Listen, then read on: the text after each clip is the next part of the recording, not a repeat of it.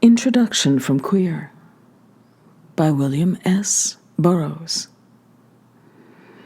When I lived in Mexico City at the end of the 1940s, it was a city of 1 million people with clear, sparkling air and the sky that special shade of blue that goes so well with circling vultures, blood, and sand.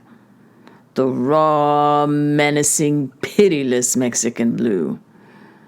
I liked Mexico City from the first day of my first visit there. In 1949, it was a cheap place to live, with a large foreign colony, fabulous whorehouses and restaurants, cockfights and bullfights, and every conceivable diversion. A single man could live well there for $2 a day. My New Orleans case for heroin and marijuana possession looked so unpromising that I decided not to show up for the court date. And I rented an apartment in a quiet, middle-class neighborhood of Mexico City. I knew that under the statute of limitations, I could not return to the United States for 5 years. So I applied for Mexican citizenship and enrolled in some courses in Mayan and Mexican archaeology at Mexico City College.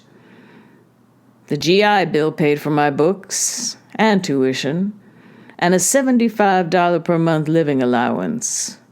I thought I might go into farming or perhaps open a bar on the American border. The city appealed to me. The slum areas compared favorably with anything in Asia for sheer filth and poverty. People would shit all over the street, then lie down and sleep in it with the flies crawling in and out of their mouths.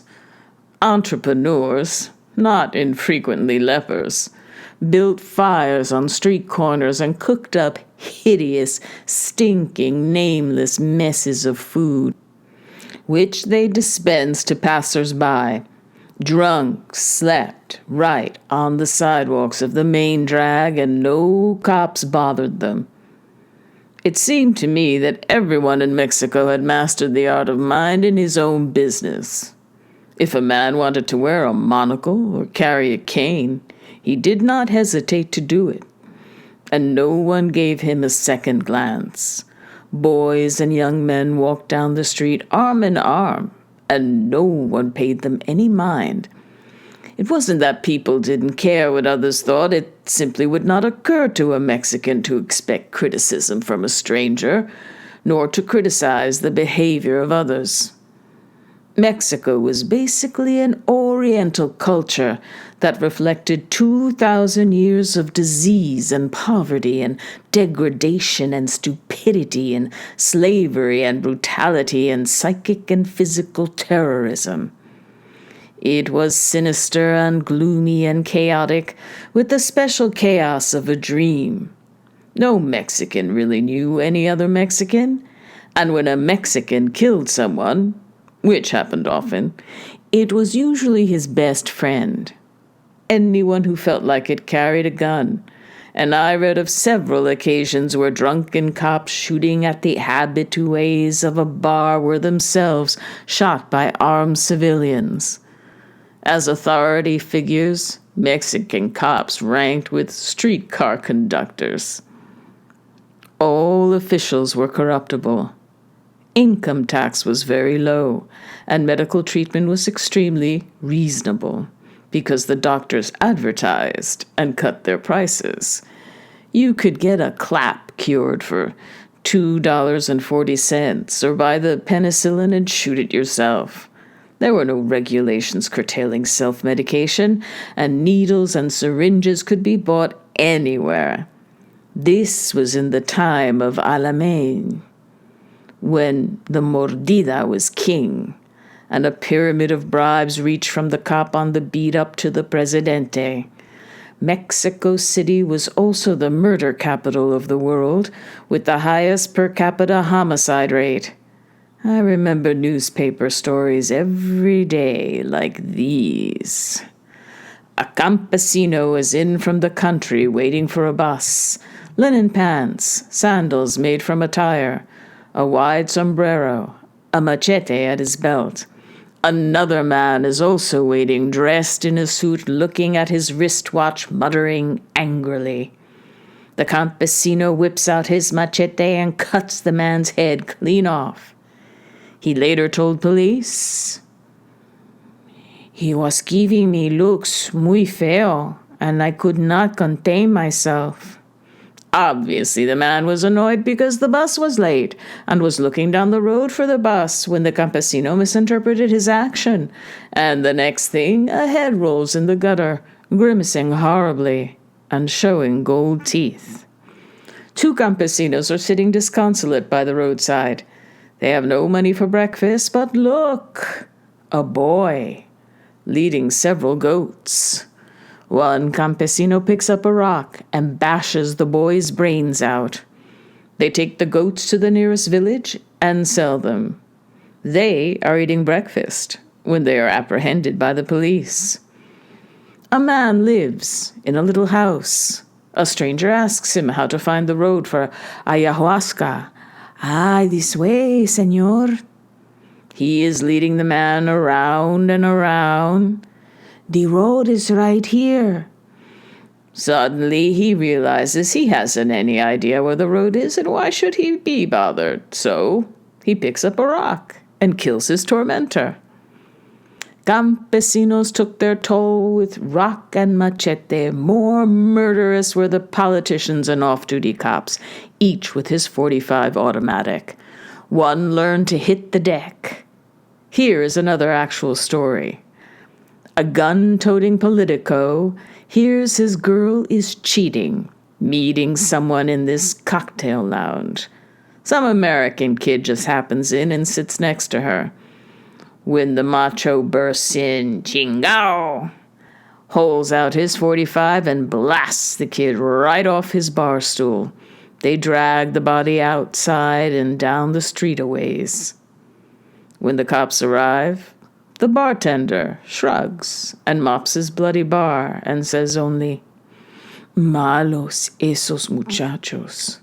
Those bad boys. Every country has its own special shits, like the southern lawman counting his nigger notches, and the sneering Mexican macho is certainly up there when it comes to sheer ugliness. And many of the Mexican middle class are about as awful as any bourgeoisie in the world. I remember that in Mexico the narcotic scripts were bright yellow, like a $1,000 bill, or a dishonorable discharge from the army. One time old Dave and I tried to fill such a script, which he had obtained quite legitimately from the Mexican government. The first pharmacist we hit jerked back, snarling from such a sight. "No prestamos servicios a los viciosos." We do not serve dope fiends. From one farmacia to another we walked, getting sicker with every step. "No, señor." We must have walked for miles.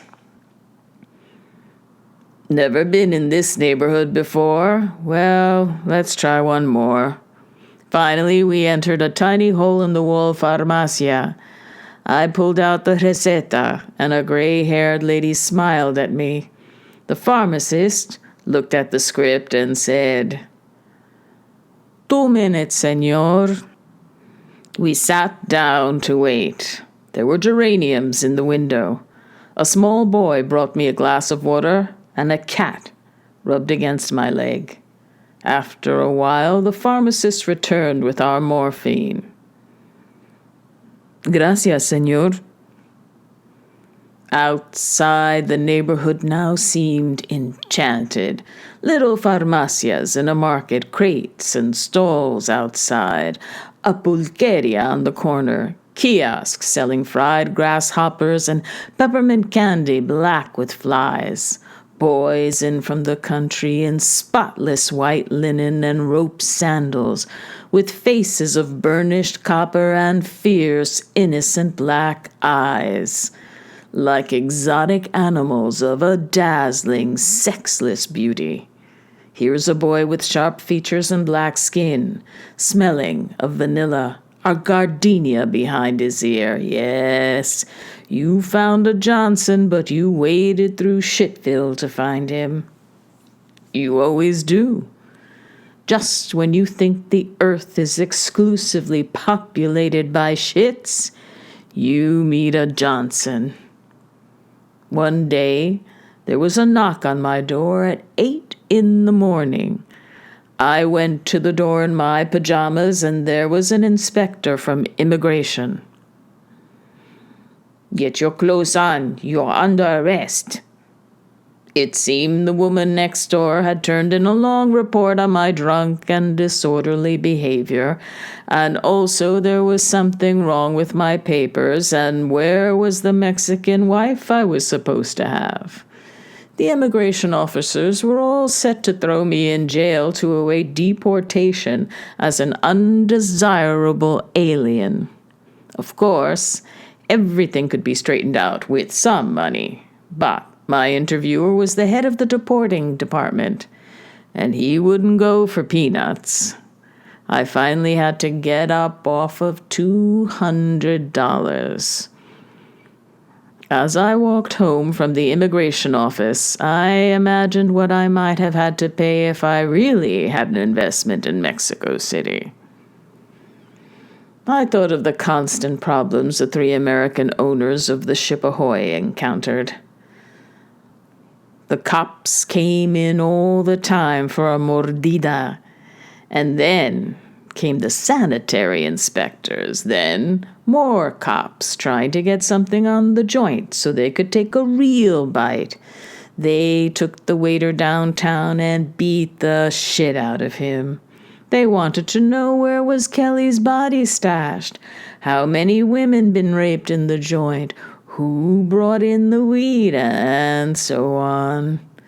Kelly was an American hipster who had been shot in the ship Ahoy 6 months before, had recovered, and was now in the U.S. Army. No woman had ever been raped there, and no one ever smoked weed there. By now, I had entirely abandoned my plans to open a bar in Mexico. An addict has little regard for his image. He wears the dirtiest, shabbiest clothes and feels no need to call attention to himself. During my period of addiction in Tangiers, I was known as El Hombre Invisible, the invisible man. This disintegration of self-image often results in an indiscriminate image hunger. Billie Holiday said she knew she was off junk when she stopped watching TV. In my first novel, Junkie, the protagonist, Lee, comes across as integrated and self-contained, sure of himself and where he is going. In Queer, he is disintegrated, desperately in need of contact, completely unsure of himself and of his purpose. The difference, of course, is simple. Lee, on junk, is covered, protected, and also severely limited. Not only does junk short-circuit the sex drive, it also blunts emotional reactions to the vanishing point, depending on the dosage. Looking back over the action of Queer, that hallucinated month of acute withdrawal takes on a hellish glow of menace and evil, drifting out of neon-lit cocktail bars.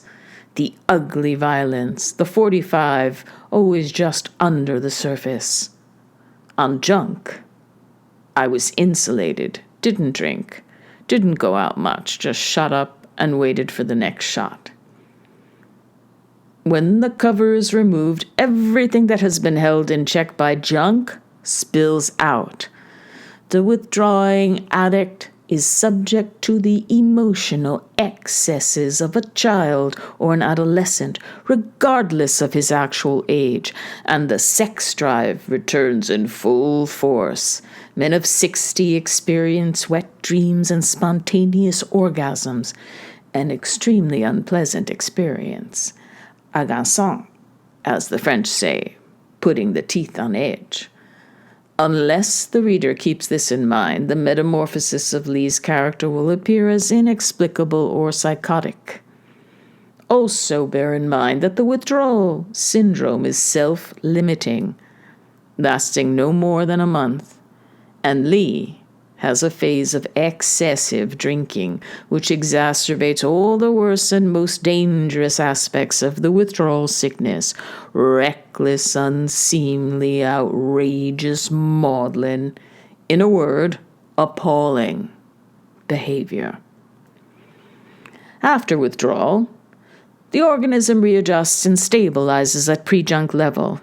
In the narrative, this stabilization is finally reached during the South American trip.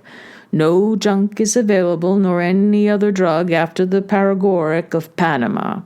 Lee's drinking has dwindled to several good stiff ones at sundown. Not so different from Lee of the later Yage-laters, except for the phantom presence of Allerton. So, I had written Junkie, and the motivation for that was comparatively simple: to put down in the most accurate and simple terms my experiences as an addict. I was hoping for publication, money, recognition. Kerouac had published The Town and the City at the time I started writing Junkie.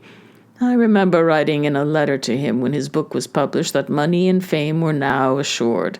As you can see, I knew nothing about the writing business at the time. My motivations to write queer were more complex and are not clear to me at the present time. Why should I wish to chronicle so carefully these extremely painful and unpleasant and lacerating memories? While it was I who wrote Junkie, I feel that I was being written in queer. I was also taking pains to ensure further writing so as to set the record straight. Writing as inoculation. As soon as something is written, it loses the power of surprise, just as a virus loses its advantage when a weakened virus has created alerted antibodies. So I achieve some immunity from further perilous ventures along these lines by writing my experience down. At the beginning of Queer manuscript fragment, having returned from the insulation of junk to the land of the living like a frantic, inept Lazarus, Lee seems determined to score in the sexual sense of the word. There is something curiously systematic and unsexual about his quest for a suitable sex object, crossing one prospect after another off a list which seems compiled with ultimate failure in mind. On some very deep level, he does not want to succeed, but will go to any lengths to avoid the realization that he is not really looking for sex contact. But Allerton was definitely some sort of contact. And what was the contact that Lee was looking for? Seen from here, a very confused concept that had nothing to do with Allerton as a character. While the addict is indifferent to the impression he creates in others, during withdrawal he may feel the compulsive need for an audience, and this is clearly what Lee seeks in Allerton: an audience. The acknowledgement of his performance, which, of course, is a mask, to cover a shocking disintegration. So, he invents a frantic attention-getting format which he calls the routine. Shocking, funny, riveting. It is an ancient mariner, and he stoppeth one of three. The performance takes the form of routines, fantasies about chess players, the Texas oil man, Cornhole Gus's used slave lot. In Queer, Lee addresses these routines to an actual audience. Later, As he develops as a writer, the audience becomes internalized, but the same mechanism that produced A.J. and Dr. Benway, the same creative impulses dedicated to Allerton, who is forced into the role of approving muse, in which he feels, understandably, uncomfortable. What Lee is looking for is contact or recognition, like a photon emerging from the haze of insubstantiality to leave an indelible recording in Allerton's consciousness. Failing to find an adequate observer, he is threatened by painful dispersal, like an unobserved photon. Lee does not know that he is already committed to writing, since this is the only way he has of making an indelible record. Whether Allerton is inclined to observe or not, Lee is being inexorably pressed into the world of fiction. He has already made the choice between his life and his work. The manuscript trails off in Puyo, end-of-the-road town. The search for Yage has failed. The mysterious Dr. Cotter wants only to be rid of his unwelcome guests. He suspects them to be agents of his treacherous partner, Gill, intent on stealing his genius work of isolating Curare from the composite arrow poison. I heard later that the chemical companies decided simply to buy up the arrow poison in quantity and extract the curare in their American laboratories. The drug was soon synthesized and is now a standard substance found in many muscle-relaxing preparations. So, it would seem that Cotter really had nothing to lose. His efforts were already superseded. Dead End and Puyo can serve as a model for the place of dead roads, a dead, meaningless conglomerate of tin-roofed houses under a continual downpour of rain. Shell has pulled out, leaving prefabricated bungalows and rusting machinery behind, and Lee has reached the end of his line, and end implicit in the beginning. He is left with the impact of unbridgeable distances, the defeat and weariness of a long, painful journey, made for nothing, wrong turnings, the track lost, a bus waiting in the rain, back to Ambato, Quito, Panama, Mexico City. When I started to write this companion text to Queer, I was paralyzed with a heavy reluctance, a writer's block like a straitjacket. I glance at the manuscript of Queer and I feel I simply can't read it. My past was a poisoned river from which one was fortunate to escape, and by which one feels immediately threatened years after the events recorded. Painful to an extent I find it difficult to read, let alone to write about. Every word and gesture sets the teeth on edge. The reason for this reluctance becomes clearer as I force myself to look. The book is motivated and formed by an event which is never mentioned, in fact, is carefully avoided, the accidental shooting of my wife, Joan, in September 1951. When I was writing The Place of Dead Roads, I felt in spiritual contact with the late English writer Denton Welch, and modeled the novel's heroine, Kim Carson, directly on him. Whole sections came to me as if dictated, like table tapping. I have written about the fateful morning of Denton's accident, which left him an invalid for the remainder of his short life.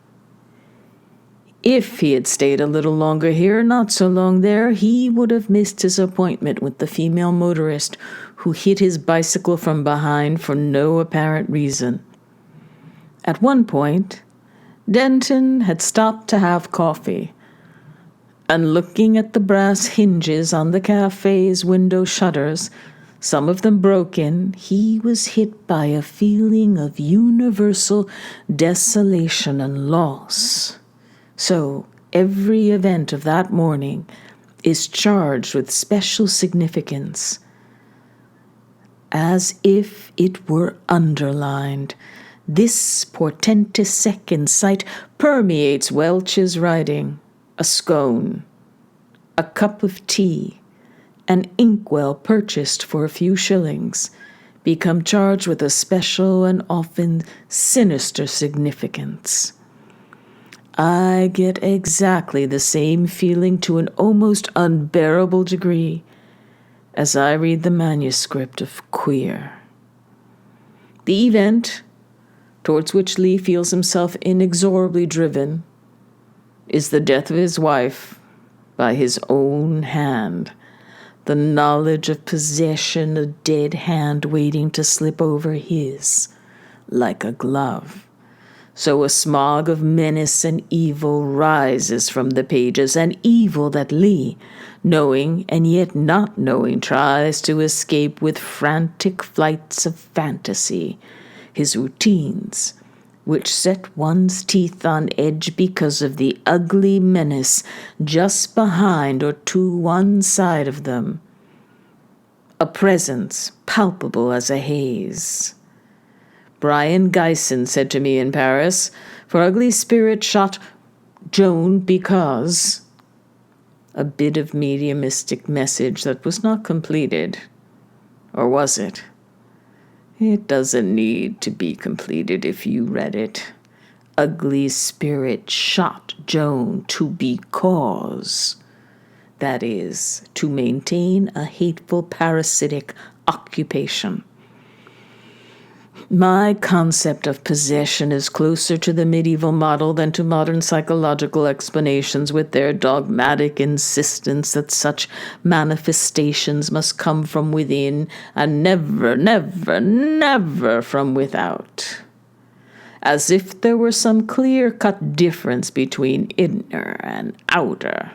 I mean a definite possessing entity, and indeed, the psychological concept might well have been devised by the possessing entities, since nothing is more dangerous to a possessor than being seen as a separate invading creature by the host it has invaded. And for this reason, the possessor shows itself only when absolutely necessary. In 1939, I became interested in Egyptian hieroglyphics and went out to see someone in the Department of Egyptology at the University of Chicago. And someone was screaming in my ear, "You don't belong here." Yes, the hieroglyphics provided one key to the mechanism of possession. Like a virus, the possessing entity must find a port of entry. This occasion was my first indication of something in my being that was not me, and not under my control. I remember a dream from this period. I worked as an exterminator in Chicago in the late 1930s and lived in a rooming house on the near north side. In the dream, I am floating up near the ceiling with a feeling of utter death and despair, and looking down, I see my body walking out the door with deadly purpose. One wonders if Yeats could have saved the day by a blinding revelation. I remember a cut-up I made in Paris years later. Raw, peeled winds of hate and mischance blew the shot. And for years, I thought this referred to blowing a shot of junk. When the junk squirts out the side of the syringe or dropper owing to an obstruction. Brian Geisen pointed out the actual meaning. The shot that killed Joan. I had bought a scout knife in Quito. It had a metal handle and a curious tarnished old look like something from the turn-of-a-century junk shop. I can see it in a tray of old knives and rings with the silver plate flaking off. It was about 3:00 in the afternoon. A few days after I came back from Mexico City and decided to have the knife sharpened. The knife sharpener had a little whistle and a fixed root, and as I walked down the street towards his cart, a feeling of loss and sadness that had weighed on me all day so I could hardly breathe intensified to such an extent I found tears streaming down my face. What on earth is wrong? I wondered. This heavy depression and a feeling of doom occurs again and again in the text. Lee usually attributes it to his failures with Allerton. A heavy drag slowed movement and thought. Lee's face was rigid, his voice toneless. Allerton has just refused a dinner invitation and left abruptly. Lee stared at the table, his thoughts slow, as if he were very cold. Reading this, I am cold and depressed. Here's a precognitive dream from Cotter's shack in Ecuador. He was standing in front of the ship Ahoy. The place looked deserted. He could hear someone crying. He saw his little son and knelt down and took the child in his arms. The sound of crying came closer, a wave of sadness. He held little Willie close to his chest. A group of people were standing there in convict suits. Lee wondered what they were doing there and why he was crying. I have constrained myself to remember the day of Joan's death. The overwhelming feeling of doom and loss. Walking down the street, I suddenly found tears streaming down my face. What is wrong with me? The small scout knife with a metal handle, the blading peeling off, a smell of old coins, the knife sharpener's whistle. Whatever happened to this knife I never reclaimed. I am forced to the appalling conclusion that I would never have become a writer but for Joan's death, and to a realization of the extent to which this event has motivated and formulated my writing. I live with the constant threat of possession and a constant need to escape from possession, from control. So the death of Joan brought me in contact with the invader, the ugly spirit, and maneuvered me into a lifelong struggle in which I have had no choice except to write my way out. I have constrained myself to escape death. Denton Welch is almost my face. Smell of old coins. Whatever happened to this knife called Allerton? Back to the appalling Margara's ink. The realization is basic formulated doing. The day of Joan's doom and loss. Found tears streaming down from Allerton, peeling off the same person as a Western shootist. What are you rewriting? A lifelong preoccupation with control and virus. Having gained access, the virus uses the host's energy, blood, flesh, and bones to make copies of itself. Model of dogmatic insistence, never, never from without was screaming in my ear, "You don't belong here." A straitjacket notation carefully paralyzed with heavy reluctance to escape their pre-written lines years after the events recorded. A writer's block avoided Joan's death. Denton Welch is Kim Carson's voice through a cloud, underlined broken table tapping. William S. Burroughs, February 1985.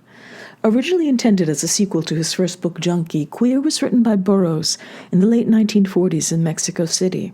However, it was not published until 1985, when Viking brought out the first edition in New York. This introduction was composed specifically for the long-delayed publication of the manuscript.